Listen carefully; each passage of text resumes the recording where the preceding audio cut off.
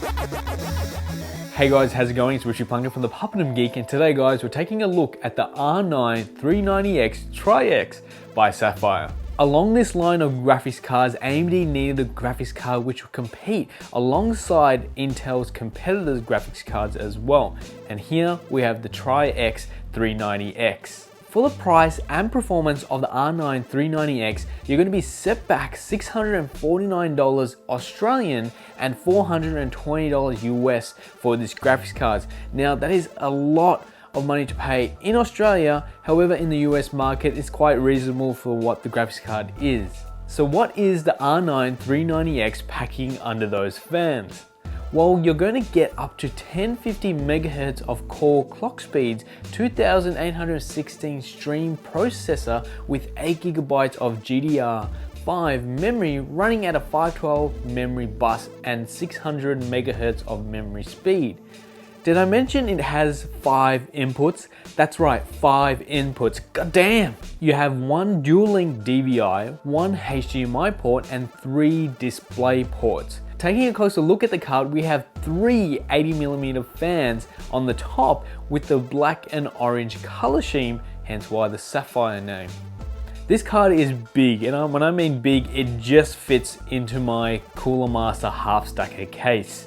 At just under 30 centimeters, this card is pretty big for what it is. Obviously it does have the Tri-X fans. However, with a lot of other graphics cards coming out now on the market, they're going for more small, nimble size, whereas the Sapphire has gone for big and powerful. So keep in mind, if you are looking at getting this card, remember to measure just before you buy the card, just to make sure if it does fit. It will fit most cases, but if you have a lot of stuff going on in your case, you may have a bit of difficulties sliding that baby in. Installation was a breeze. If you haven't installed a graphics cards before, I recommend checking out a tutorial. There's tons of videos out there on YouTube.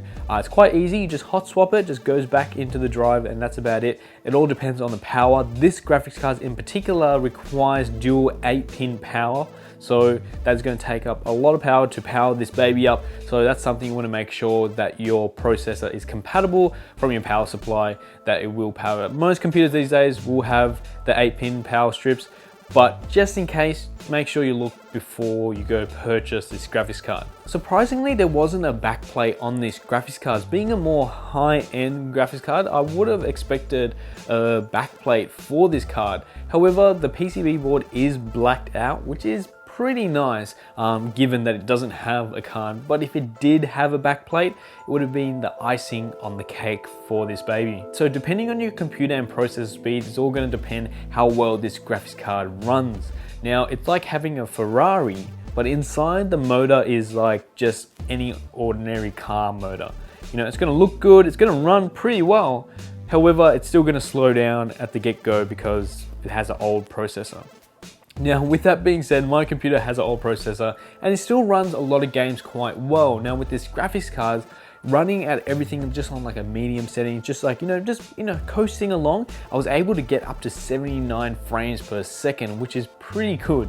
Now, running slightly a bit more intensive at ultra settings on project cards, I got around 39 frames per second. However, I did get a bit of tearing because of my processor, not the graphics card. The graphics card is badass. However, my processor was holding that graphics card back, which is a bit unfortunate.